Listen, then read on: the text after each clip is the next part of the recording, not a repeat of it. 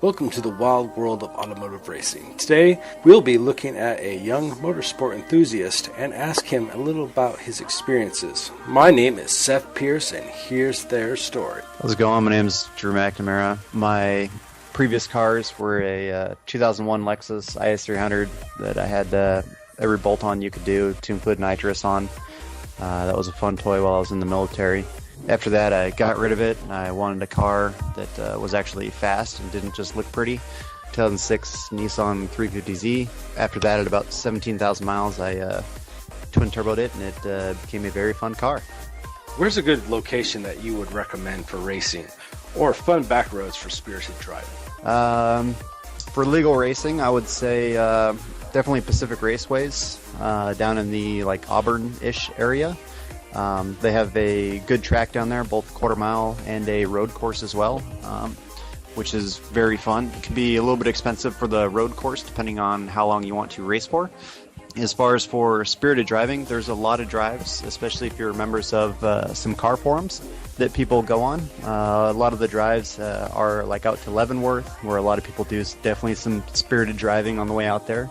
Street races I know of there's a lot of them down in Kent. You get a lot of Vipers coming out. You get a lot of ZR1 Corvettes, some ZL1 Camaros. What kind of forums would you suggest if anyone's interested in learning where these roads are? A lot of the really good ones are by invite only. There's even just some Facebook groups. I know I'm a member of a couple of them where it's definitely by invite only. Pretty much you have to have known somebody or have to have raced somebody beforehand. But otherwise, find your specific make and model of your vehicle, and there's typically a lot of forums out there for you. Like me with the 350Z, we have my350z.com.